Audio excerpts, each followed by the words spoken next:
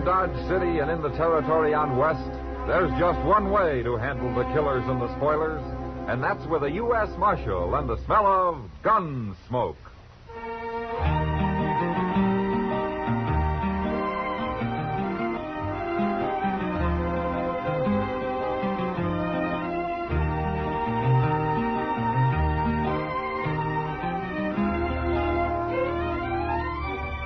Gunsmoke, starring William Conrad, the transcribed story of the violence that moved west with young America. The story of a man who moved with it.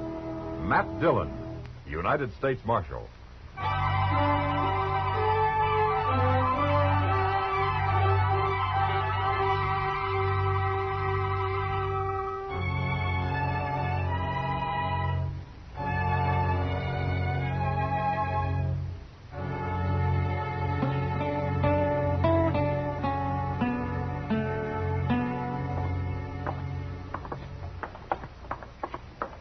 Where are we going, Mr. Dillon? Well, I don't know where you're going, Chester, but I'm going to get myself a haircut. Hey, I need a haircut, too. That costs 2 bits these days, you know. Well, I didn't say I was going to get one, Mr. Dillon. Not till the weather gets hot, anyway. Well, I hope you're saving up for it, Chester. You know, a man oughtn't to have to spend money on things like haircuts. Well, why don't you get married and let your wife cut it for you? Mr. Dillon, that'd be like buying a whole cow just to get one piece of steak. You know, Chester, I got an idea your hair's going to get longer and longer. Look, it's no more than down to my nose now. Excuse me, mister. Well, what's the matter with you? Can't you see good? I was looking at my hair. Well, maybe you could look at it easier if I scalped you. All right, now just take your hand off that knife, mister. I said I was sorry. Anybody bumps into Luke Quiller better be sorry. Take it easy, mister. He didn't hurt you. What are you cutting in on this for? There's enough fighting in Dodge without anything as silly as this. What do you care about how much fighting there is? That's my job. I'm a U.S. Marshal. Oh. Did you say your name's Quiller? You never heard it, Marshal. I ain't wanted nowhere. Maybe not. But the way you're going, you soon will be. Yeah. I'm going to get me a drink. Mean, ain't he? Yeah, he's just another hard case, Chester. Dodge is full of them. Well, here's the barbershop. I'll be back at the office in about a half hour. Yes, sir.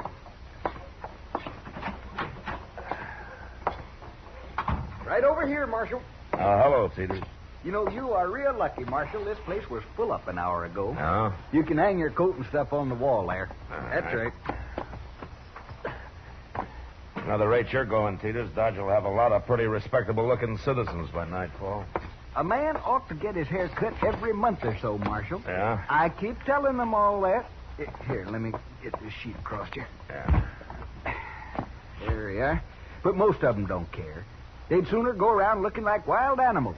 And that's what they are, just plain wild animals. They don't think of nothing, Marshal, but drinking and fighting and tearing things apart. Oh, have a chair, young fella. I'll be ready for you in a few minutes. I don't want a haircut. I want a shave. Well, I'll take care of you. Just hang your coat up right there next to Marshal Dillon's. Marshal Dillon.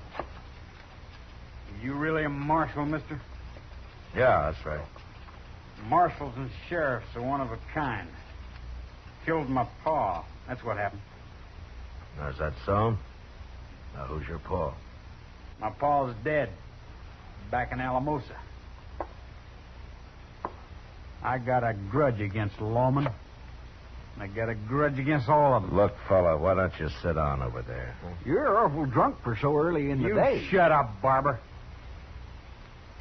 So that's your coat over there, huh, Marshal? Yes, it's his. It's going to be real easy. I think I'll shoot me a marshal. Watch. I got a gun under this sheet, fella. No, you ain't. It's pointing right at your belly. Your gun belt's hanging over there under your coat. You can't see it, can you? No. But it's there. You're gambling with your life, fella. You start for your gun and you're gonna die. I don't believe it. Now get out of here. Go on. Walk out that door. Slow now.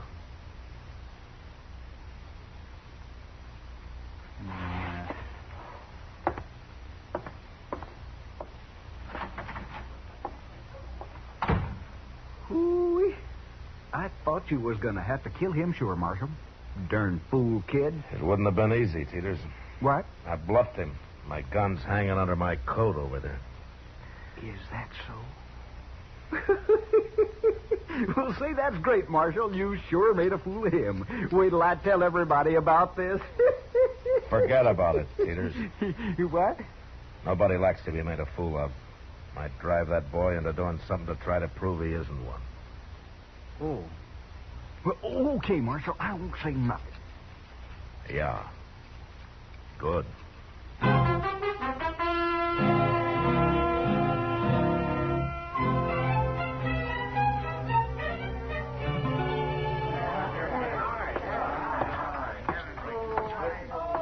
Oh, Sam, give me a beer, huh? Right up, Marshal.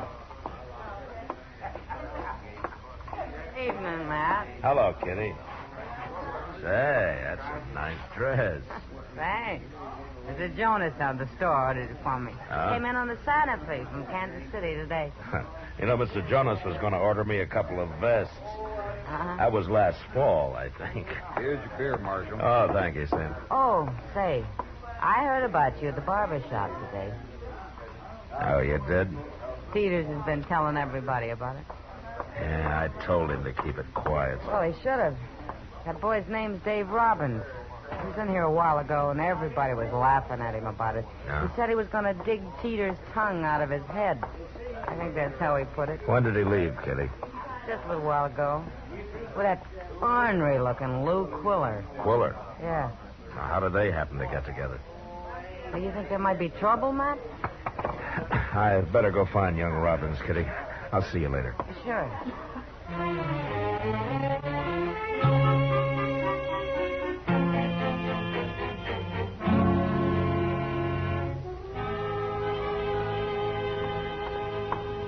Well, I finally located him, Mr. Dillon. Huh? He's right next there in the Oasis. Yeah, he would be in the last bar we looked at. Is Quiller with him? Yes, sir.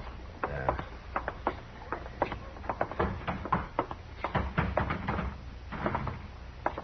There's Dave, Mr. Dillon. He's sitting alone now. Now, will you stay here, Chester? Yes, sir.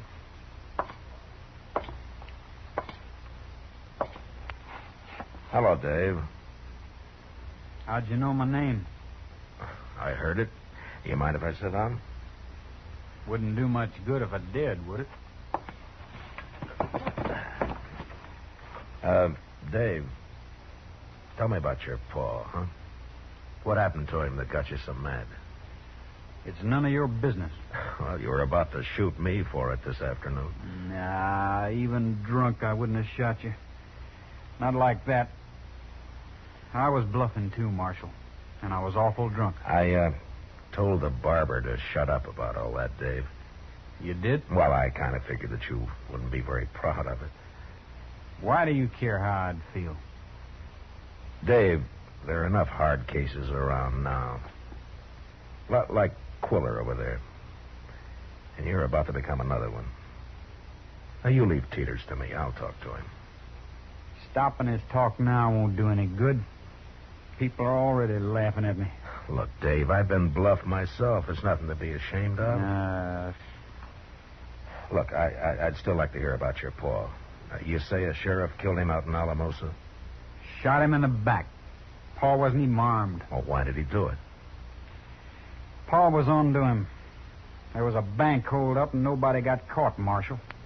And then Pa found out the sheriff had some of the money. Oh. After the sheriff killed Pa, I started to tell people the truth about it. But they didn't believe me. He put a rope on my feet, Marshal, and dragged me out of town. Oh, well, that's bad, Dave. But lawmen are like any other people. There are all different kinds. Maybe. Now, that's true. You think about it. And Dave, don't let Quiller talk you into anything, huh?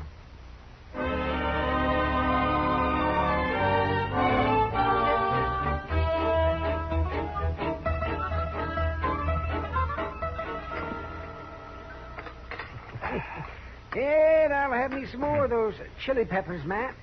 Okay. There you are, Doc. Thank you. You know, those peppers will make your hair straight, Doc. Oh, 10 years ago, they might have. You know, you must have been quite a lady killer then. Yeah, I still keep my end up, Matt. Yeah, but you're slowing down, Doc. I've been noticing it. Oh, is that so? Well, how would you know anything about that? Well, word gets around. Oh, Matt, you're the biggest liar in Dodge. Outside of General Parsley Smith. Well, you think the general's a liar? He claims he was on Robert E. Lee's staff. Says he rode into the Shenandoah Valley with Lee back in '63. Well, maybe he did. Oh, maybe. You know what he really was, Matt? He was the regimental butcher.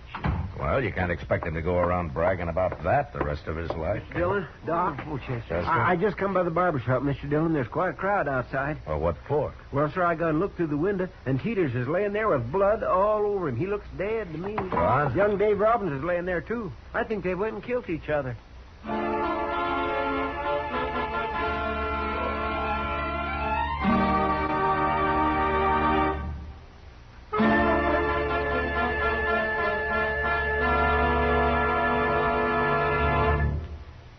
We will return for the second act of Gunsmoke in just a moment. But first, because millions in Europe and Asia still have need for clothing and food relief, and because nonprofit CARE still sends more food and clothing per dollar spent, continue to give the CARE Way for the relief of misery in foreign lands. Send your name and the name of the person you're helping with complete address to CARE, New York. Enclose $10 or $6.95 for the new budget parcel. CARE, New York. Now the second act of Gunsmoke.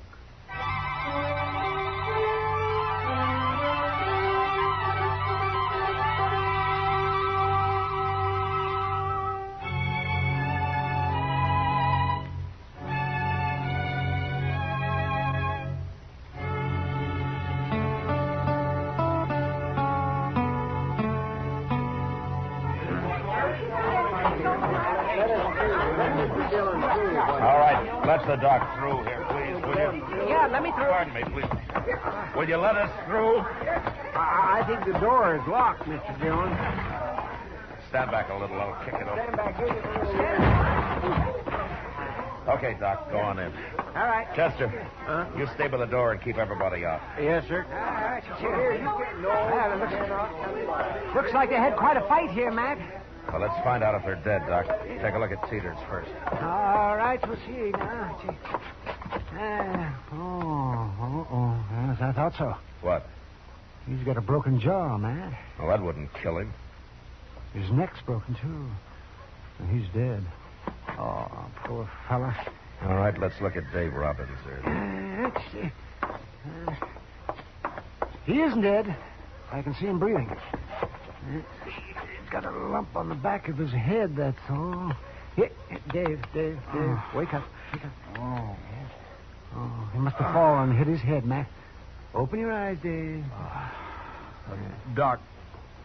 Yes, you're all right. Here, just sit up a little bit here. Oh. He hit me, Doc. He hit me with his gun.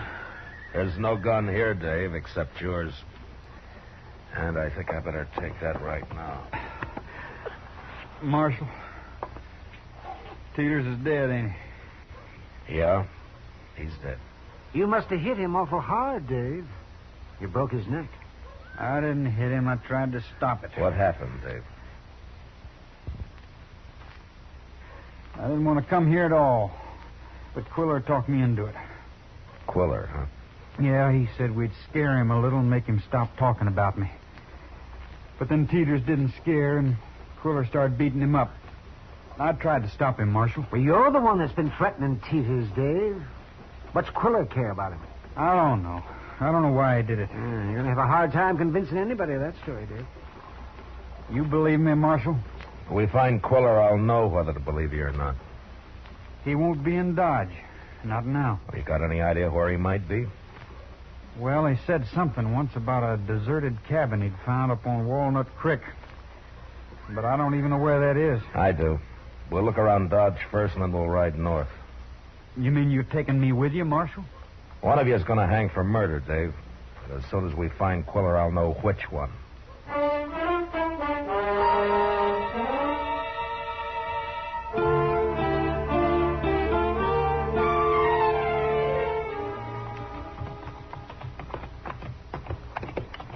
maybe Quiller ain't running at all, Mr. Dillon. Maybe he was coming up here anyway. No reason why he should run. He isn't guilty, Chester. I might have known nobody'd believe me. Nobody ever has. Oh, you ain't hung yet, Dave. Hey, look. There's a cabin. The one Quiller told me about is hid under a bluff of some kind. Well, there's people in this one. A woman out back there. See her? It's not much of a cabin. Pull up, boy. Oh. Let's leave the horses here.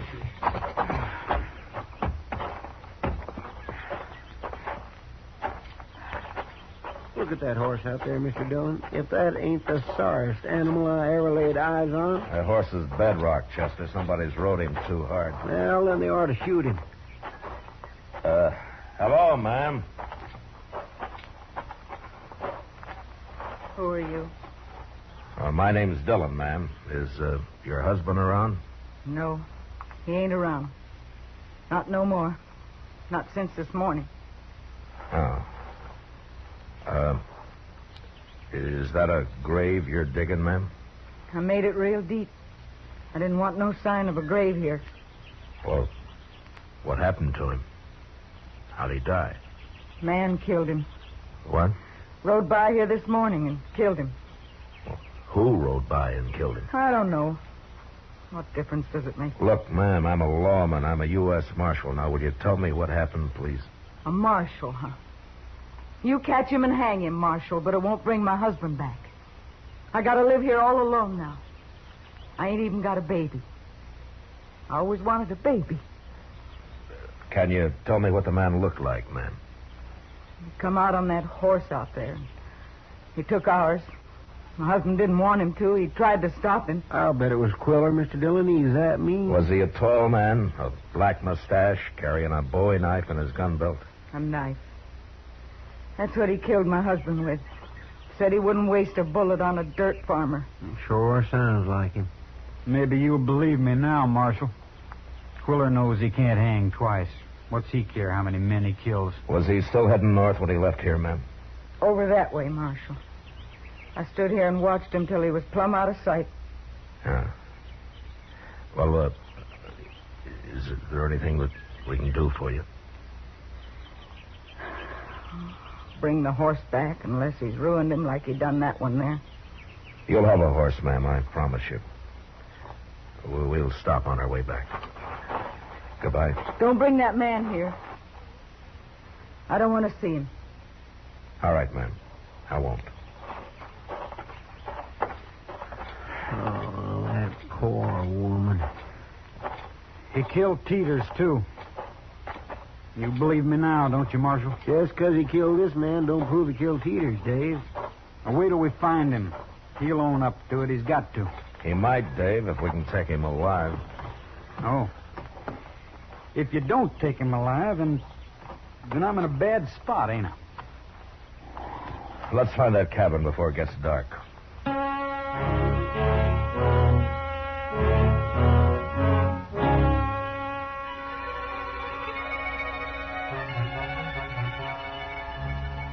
Ain't he ever coming back, Chester? Mr. Dillon knows what he's doing, Dave. Doggone it, take it easy. Yeah, sure. Now, I got nothing to worry about. There he comes now. We sit here too long, Quiller's sure to get wind of us. No, he ain't. He's probably laying around that cabin thinking he's safe as if he was in Texas. What'd you find, Marshal?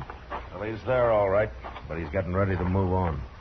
How you know? He's saddling his horse. Well, how are we going to stop him? Without shooting him, I mean. That's a long chance, but maybe we can surprise him and get the drop on him. Now, we're going to have to split up, Chester. One of us will wait on this side, and the other will have to go across the top of that bluff and wait on the other. All right, sir, I'll go. No. No, you stay with me, Chester. What?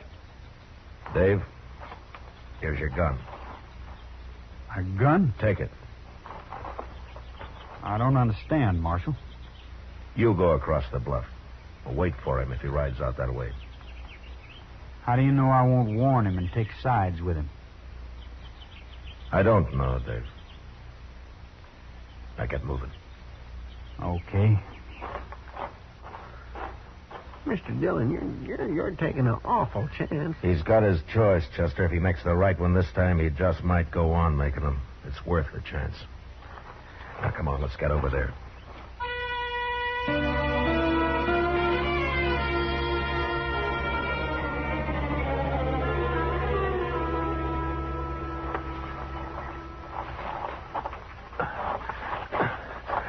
All right, Chester, this is far enough.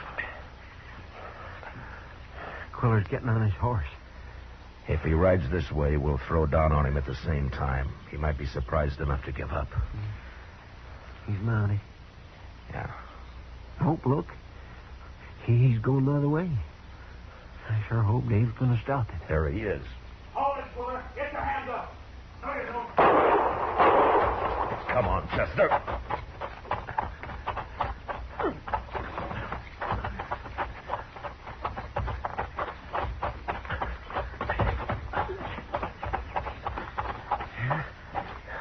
He killed him. He went for his gun, Marshal. You shot him right in the head, Dave. He'd have killed me if I hadn't. Yeah. But now I can't prove nothing about Teeters. Maybe I should have let him shoot me. It sure beats hanging. I can't win nohow, Marshal. You could have warned him, Dave. There'd have been a fight with Chester and me, but you might have won that. I know. I was thinking about it all the time I was crossing the top of that bluff. Maybe I should have. But it's too late now. Here's my gun, Marshal. Keep your gun, Dave. Keep it? I believe you about Teeters. Marshal, I believed you right from the start, but I wanted you to prove something to yourself, Dave. And I think you have. Marshal, I'd kind of like to go back to Dodge with you. Maybe show everybody I ain't what they thought. Good, Dave. We'll be there by morning.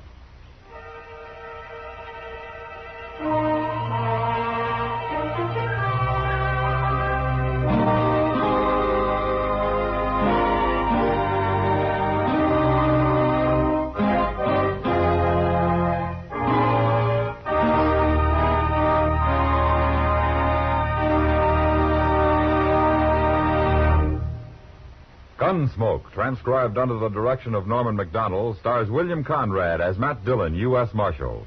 Tonight's story was specially written for Gunsmoke by John Meston, with music composed and conducted by Rex Corey. Featured in the cast were Sam Edwards, Harry Bartell, Edmund Penny, and Vivi Janis. Parley Bear as Chester, Howard McNear as Doc, and Georgia Ellis as Kitty.